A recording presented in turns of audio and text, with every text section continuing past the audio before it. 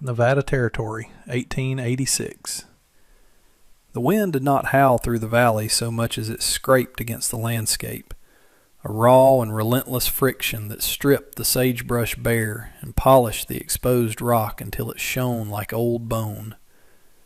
Gideon watched the gray horizon from the single, uncracked pane of his front window, his breath clouding the glass in rhythmic, ghostly puffs. It was the kind of cold that settled into the timber of the house, making the floorboards groan under the weight of the silence. He had lived alone in this cabin for 3 years, ever since the fever had swept through the settlement and taken the noise, the warmth, and the reason for keeping a fire stoked past midnight. Now he kept the stove fed only out of a grim habit of survival, a mechanical refusal to let the frost claim the interior as it had the fields outside. The calendar nailed to the wall near the pantry remained the only thing in the house that changed, though only because Gideon marked an X through each day with a piece of charcoal. It was December 20th. The date loomed like a storm front, heavy and unavoidable. He had not intended to invite anyone into this space. The isolation was a carefully constructed fortification, a way to ensure that he never had to speak words that felt too large for his mouth, or see pity in the eyes of the townspeople when he went in for supplies. But the approaching holiday had gnawed at him, a dull ache in the center of his chest that refused to subside. It was not the day itself that frightened him, but the silence that would accompany it. The thought of sitting at the rough-hewn table, staring at a plate of cold beans and biscuit while the wind battered the walls, was suddenly unbearable. It was a weakness, he told himself, a momentary crack in his resolve. 2 days ago, in a moment of impulsive desperation, he had pinned a scrawled note to the board at the mercantile in town. Wanted. Cook for Christmas meal. 1 day work. Fair pay. He had expected no one. The town was miles away, the road treacherous with ice, and his reputation as a recluse was well established. Yet he found himself checking the road, a nervous energy thrumming beneath his skin. He told himself he wanted a meal, a proper roast like Sarah used to make. But deep down, he knew he was purchasing a distraction. He was buying a few hours where the house would sound like something other than a tomb. The snow began to fall in the early afternoon, not in soft flakes, but in hard, driving pellets that hissed against the log walls. Gideon turned from the window and walked to the hearth, kneeling to shove another log into the fire. The room was sparse, stripped of the decorative touches that had once softened its edges. The braided rugs were rolled up in the corner. The curtains were plain muslin, yellowed with age. He had removed the photographs from the mantel 2 winters ago, placing them face down in a drawer because he could no longer bear the way the eyes seemed to follow him. He was a man who had pared his life down to the essentials of work and sleep, terrified that anything more would cause the fragile equilibrium to collapse. When the sound came, it was so faint he almost mistook it for a branch striking the siding. It was a rhythmic, deliberate thudding, a knock. Gideon froze, the firewood heavy in his hand. He stood slowly, dusting the bark from his palms, and looked toward the heavy oak door. It seemed impossible that anyone had made the climb up the ridge in this weather. He waited, half hoping the wind had played a trick on him, but the knock came again, firmer this time. He crossed the room, his boots heavy on the plank floor, and lifted the iron latch. The wind seized the door immediately, trying to rip it from his grip, and a flurry of snow swept into the room, instantly melting on the warm floorboards. Standing on the threshold, framed against the swirling white void of the storm, was a figure he had not expected. She was small, wrapped in a heavy wool shawl that was dusted with white, her face almost entirely hidden by the hood. She wore a prairie dress of dark blue calico, the hem wet and heavy with snow, and sturdy boots that looked too large for her feet. She did not see shivering, though the cold must have been biting through her layers. Gideon stared, blocking the entrance with his broad frame. He had expected, perhaps, the widow Miller from town, or maybe an older matron looking for extra coin. He had not expected a stranger. He had certainly not expected a Chinese woman, standing alone on his porch in the middle of a Nevada blizzard. She looked up, pushing the hood back slightly to reveal a face that was young, but etched with a weary solemnity. Her eyes were dark and steady, refusing to look away from his stern gaze. "Mr. Vance?" she asked, her voice quiet but clear against the wind. "I saw the notice." Gideon did not move immediately. The prejudices of the territory were strong, and while he considered himself a fair man, the sight of her disarmed him. "The road is closed," he said, his voice rusty from disuse. "How did you get here?" She gestured vaguely behind her, toward the vague outline of the trail. "The supply wagon. The driver let me off at the turn. I walked the rest." Gideon looked past her. The turn was 2 miles down. 2 miles in this wind. He looked back at her face, seeing the red flush of windburn on her cheeks and the tight set of her jaw. She was not asking for charity. She was standing tall, clutching a carpet bag with both hands. "I am Lynn," she said. "I can cook. The notice said fair pay." She did not plead. There was a dignity in her posture that cut through his hesitation. He realized then that he could not leave a dog out in this weather, let alone a woman who had walked 2 miles in the snow to answer his request. He stepped back, pulling the door wider. "Come in," he said gruffly, "before the heat goes." Lynn stepped over the threshold, bringing the scent of ozone and sage into the stale air of the cabin. Gideon pushed the door shut against the wind and latched it, the finality of the sound echoing in the sudden quiet. She did not wait for him to take her coat. She unwrapped the shawl with efficient, practiced movements, shaking the snow onto the mat before folding the garment neatly over her arm. Under the heavy wool, her prairie dress was neat, the high collar buttoned strictly to her throat. She looked around the room, her gaze taking in the bare walls, the dust on the sideboard, the cold sterility of the space. She did not judge, but she observed. Gideon felt a sudden, sharp spike of defensiveness. "It's not much," he said, moving toward the kitchen area. "I wasn't expecting company, just help." Lynn placed her bag on the floor near the door. "I am not company," she said softly. "I am the help." She walked toward the stove, extending her hands toward the radiant heat. Her fingers were red and stiff, and for a moment Gideon saw a tremor in them before she clasped them together, hiding the weakness. "You have a kitchen?" she asked, turning to him. Gideon pointed to the alcove at the back of the cabin. "Stove's there. Pantry is behind it. I have venison in the cold box outside and potatoes in the cellar." Lynn nodded and moved past him into the kitchen. Her presence in the space was jarring. For years this room had contained only his lumbering stride and the heavy silence of his grief. Now the soft swish of her skirts and the click of her boot heels on the wood created a new rhythm. She did not ask for permission to explore the kitchen. She simply began. She opened the firebox of the cook stove, checking the coals, then lifted the lids of the pots sitting on the side. She opened the pantry door and peered into the darkness. Gideon stood by the hearth, feeling like an intruder in his own home. He watched her pull a cast-iron skillet from the hook, examining the seasoning on the bottom. She ran a finger along the rim, checking for rust. "This needs oil," she said, more to herself than to him.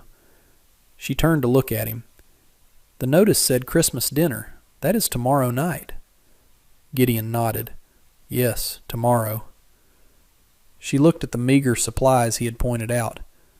"Venison and potatoes," she repeated. Her tone was neutral, but he felt the weight of the unspoken critique. "I have flour," he added quickly, "and dried apples." "I brought things," Lynn said, gesturing to her carpet bag.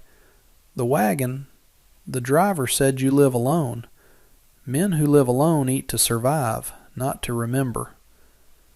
The words struck him with the precision of a blade. Not to remember. That was exactly it. He ate to silence the hunger, nothing more. Lynn walked back to her bag and carried it to the kitchen table. She unbuckled the straps and opened it. Inside, wrapped in brown paper and cloth, were bundles of varying shapes. She lifted them out with a reverence he reserved for his tools. There were jars of dark liquid, dried bundles of herbs he didn't recognize, and a small sack of rice. "I will cook," she said, looking up at him, "but I will cook my way. The venison is good, but the flavor must be right." Gideon frowned. "I wanted a roast, traditional." Lynn paused, her hand resting on a jar of star anise. "Tradition is what we carry with us," she said.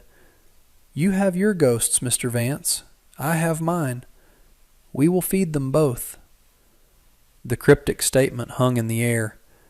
Gideon wanted to argue, to demand the plain, salted meat he understood, but he looked at her eyes again.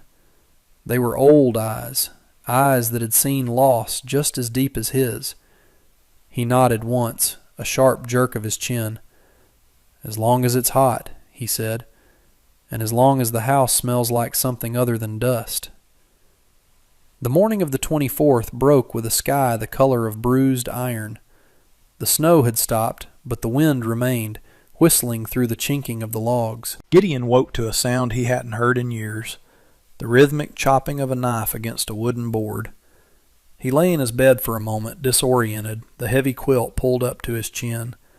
Usually the morning was a battle of will, a forced march into the cold air. Today the air in the loft carried a faint, warm humidity. He dressed quickly, pulling on his flannel shirt and heavy trousers, and climbed down the ladder. The main room was transformed. The fire in the hearth was roaring, casting a flickering orange light across the floor. But it was the kitchen that held his attention. Lynn was already working, her sleeves rolled up to her elbows. The kitchen table, usually a catch-all for his tools and unread newspapers, was scrubbed clean. On it lay the venison, but it was no longer a single, imposing slab. She had broken it down, slicing the meat into thin, precise strips that lay fanned out on a platter. Gideon walked into the kitchen, the floorboards creaking. "You didn't roast it," he said, staring at the meat. It wasn't an accusation, but it was close. He had spent the night dreaming of the thick, heavy roasts Sarah used to make, the kind that sat in the stomach like a stone and made you sleep for hours. This looked delicate. Lynn did not stop chopping. She was mincing something green and pungent, scallions, he realized, smelling the sharp, oniony bite in the air. Next to the scallions was a pile of minced ginger, its spicy warmth cutting through the stale smell of the cabin. "Roasting dries the spirit," Lynn said without looking up. "The meat becomes hard. Today we stir the life back into it." She swept the scallions into a small bowl and reached for the jar of dark liquid, soy sauce, though Gideon only knew it as a curiosity he'd seen in the mining camps. She poured it over the venison, mixing it with her bare hands, massaging the dark, salty liquid into the red meat.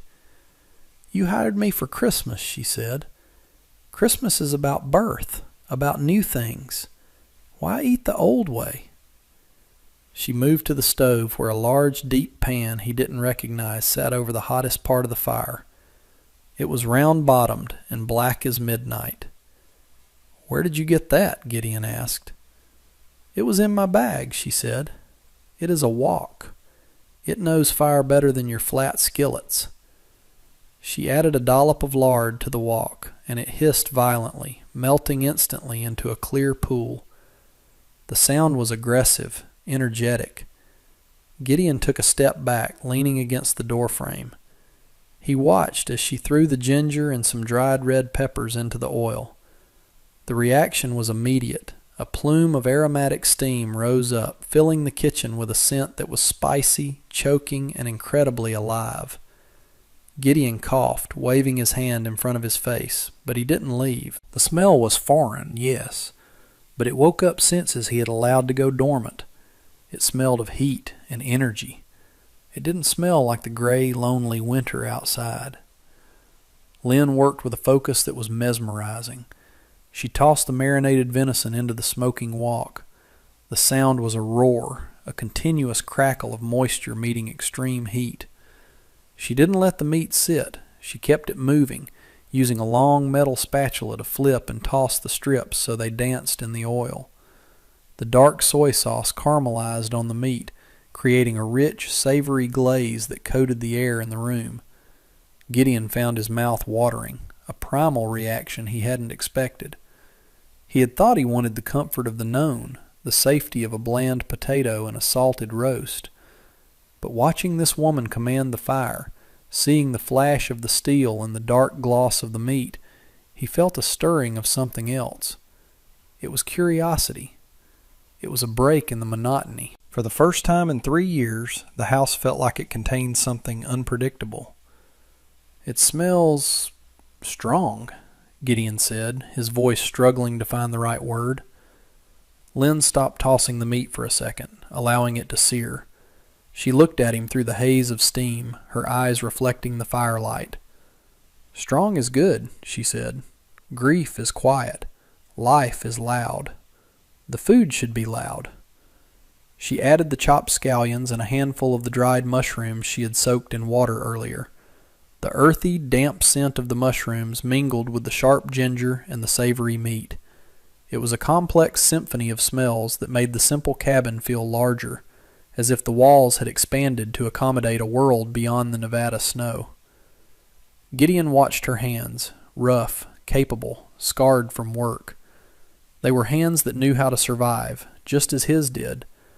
But she was using her survival to create something, while he had been using his to merely endure. She reached for a small bag of sugar and sprinkled a pinch over the dish, the crystals melting instantly into the sauce.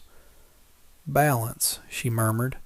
"Bitter and sweet, hot and cold.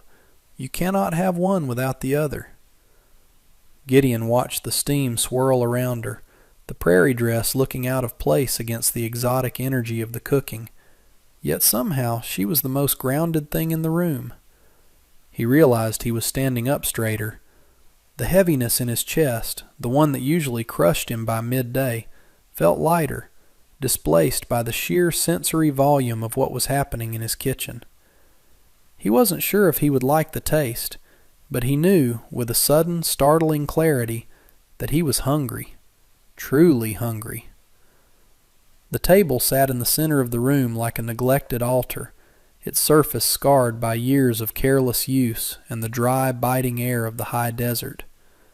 Lynn stood before it, her hands resting on her hips, her critical gaze sweeping over the rough planks. She had turned the cooking into a symphony of sound and smell, but now she required a stage for the final movement. Gideon watched her from the safety of the kitchen doorway, the scent of ginger and seared meat clinging to his flannel shirt. He felt unmoored, drifting in his own home. The cabin, usually a fortress of brown and gray, was now alive with a sensory aggression he hadn't prepared for. "We need a cloth," Lynn said, turning to him. It was not a question, it was a statement of fact, delivered with the same calm authority she had used to command the fire. "Food this alive cannot sit on dead wood. It needs respect." Gideon stiffened. He knew where the tablecloths were.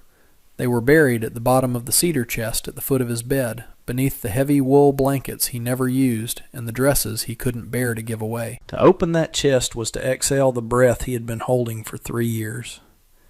"It's fine as it is," he muttered, his eyes darting to the window where the snow had begun to pile against the glass. "It's just a meal. We don't need the finery." Lynn did not move. She waited, her silence acting as a lever prying at his resistance. She understood, perhaps better than he did, that the refusal wasn't about the laundry. "If it is just a meal," she said softly, "then I should have made the beans. But we agreed to feed the ghosts, Mr. Vance.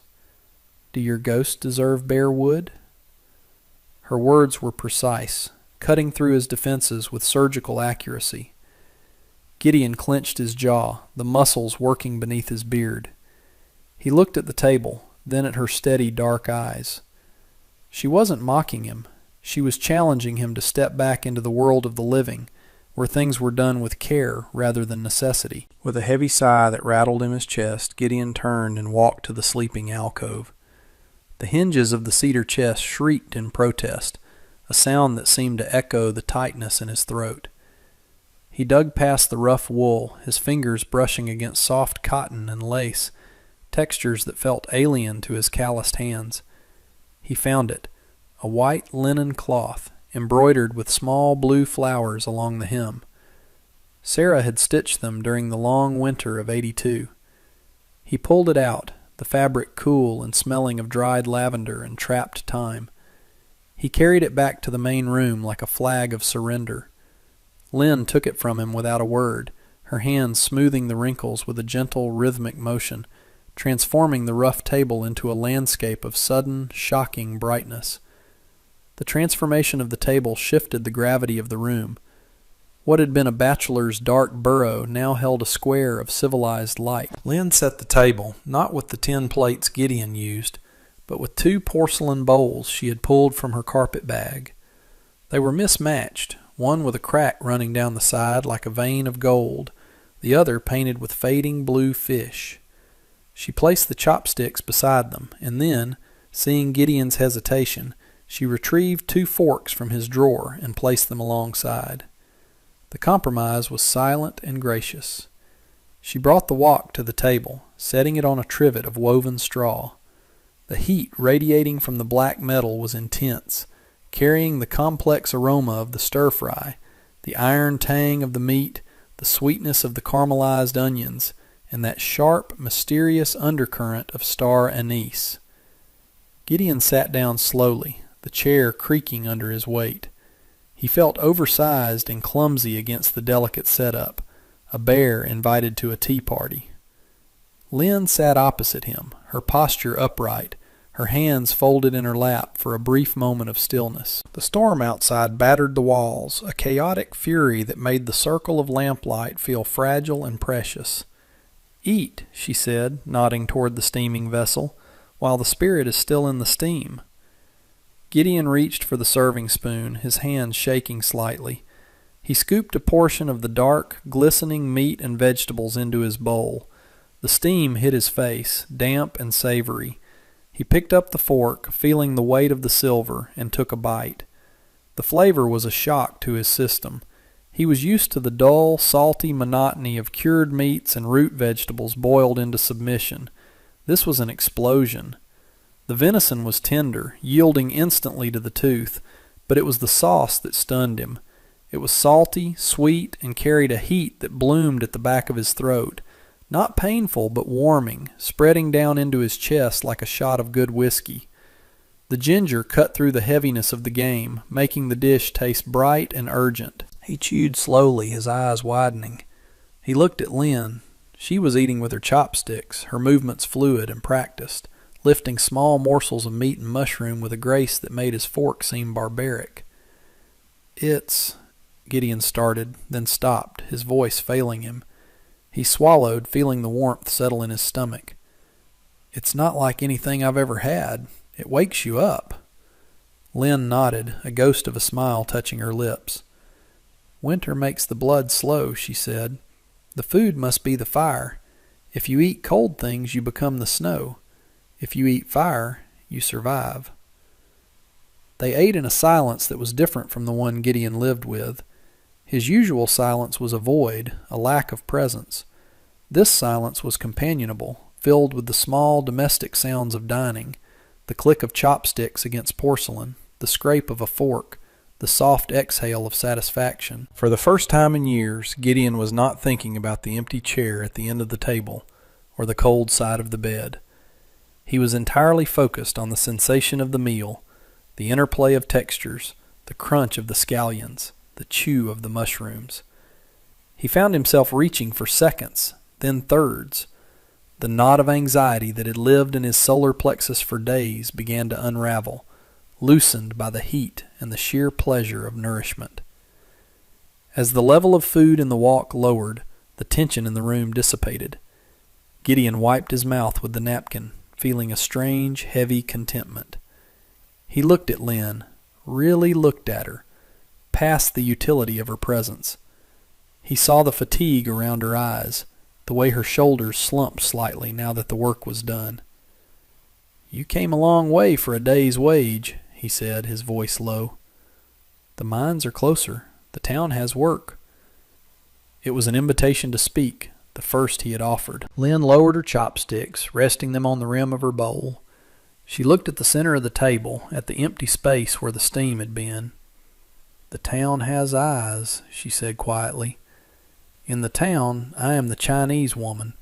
I am the curiosity, or I am the target."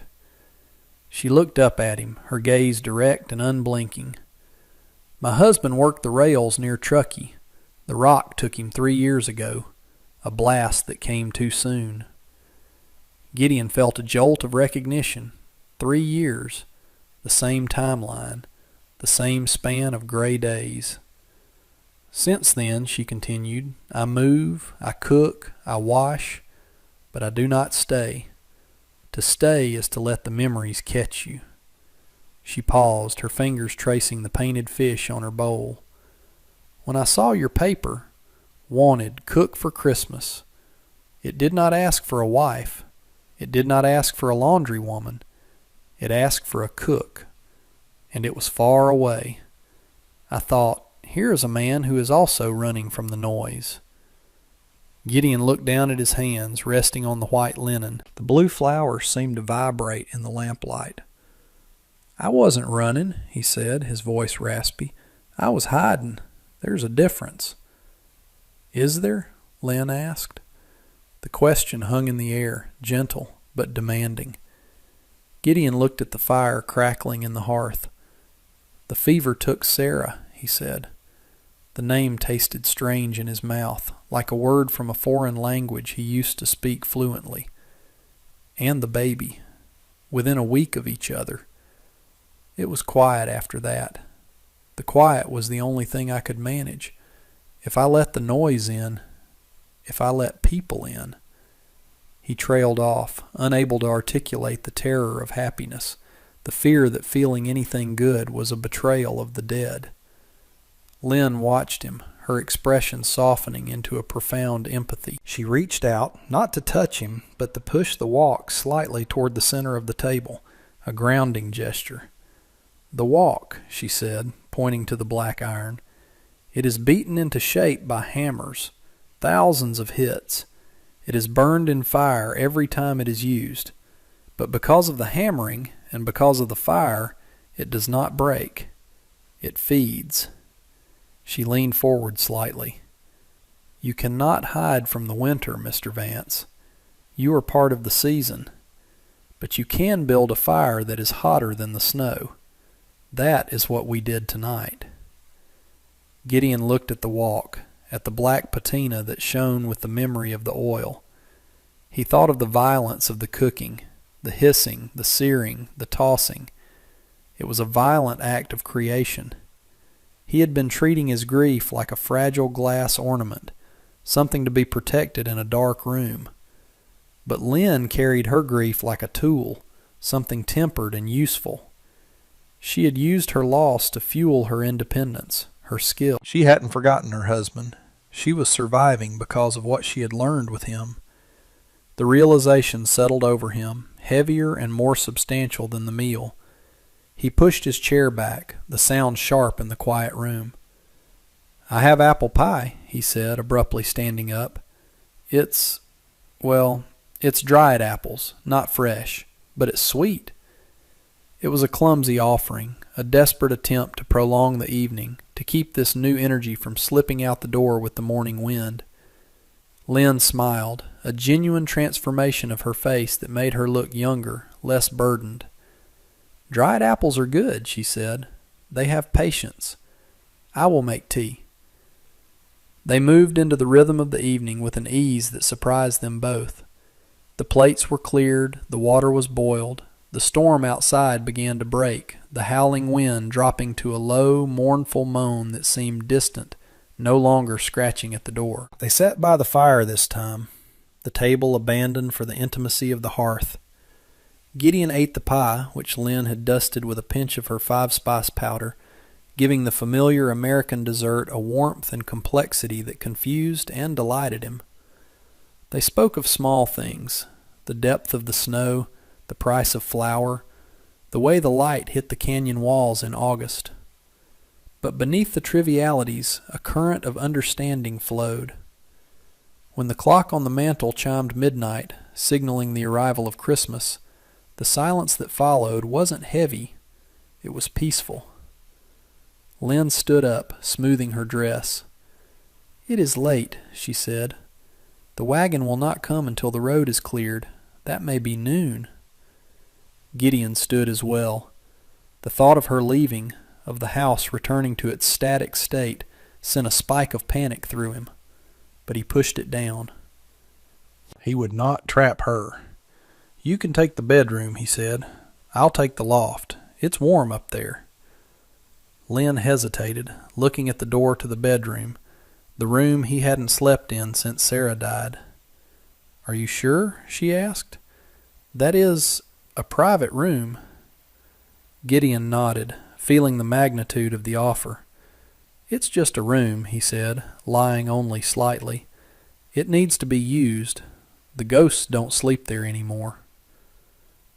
The morning sun on Christmas Day was blinding, reflecting off the pristine white blanket that covered the valley. Gideon woke to the smell of coffee and something else, something savory and comforting.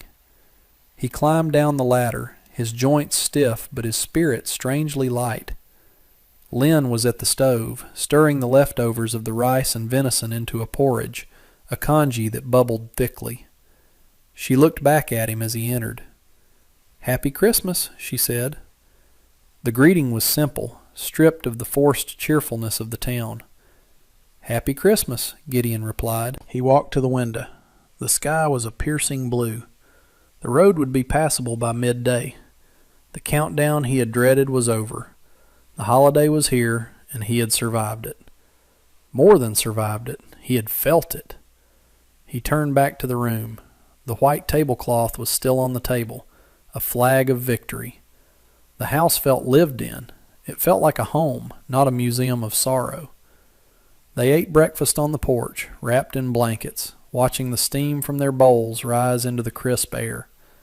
The silence of the winter morning was vast, but it no longer felt lonely. It felt expectant.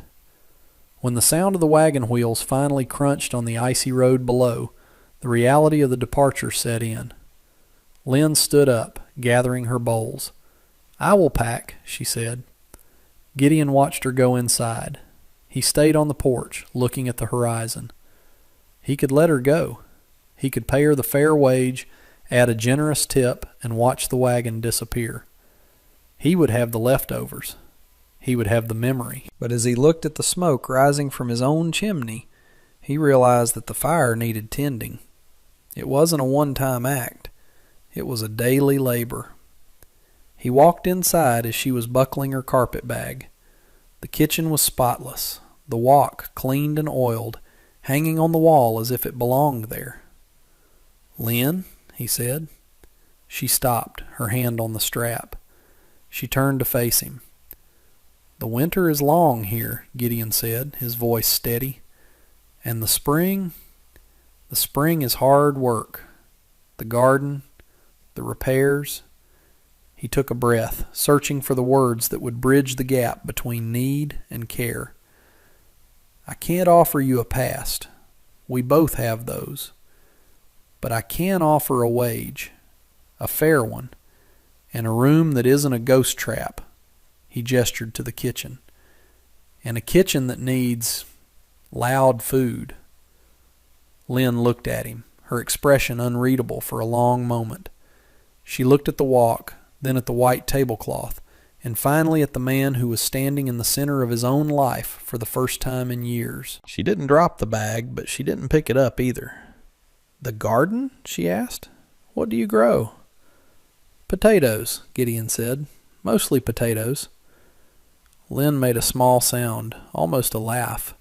"Potatoes are boring," she said. "We can grow bok choy. It likes the cold." "Bok choy," Gideon repeated, the word feeling strange and promising on his tongue. "I can plow a new row." "Good," Lynn said. She tightened the strap on her bag, but then she set it down on the bench, not on the floor near the door. "Then I will wait for the next wagon to take my earnings to the bank. But I will stay for the dinner. You cannot eat alone on Christmas night either." Gideon felt a knot loosen in his chest, a physical sensation of relief so profound it almost buckled his knees. He nodded, a slow, deep affirmation. "No," he said, "I can't." He moved to the stove and picked up the kettle. "More tea?" he asked. "Yes," Lynn said, walking back to the kitchen, her boots clicking on the floor with the rhythm of a heart that had decided, against all odds, to keep beating. "More tea."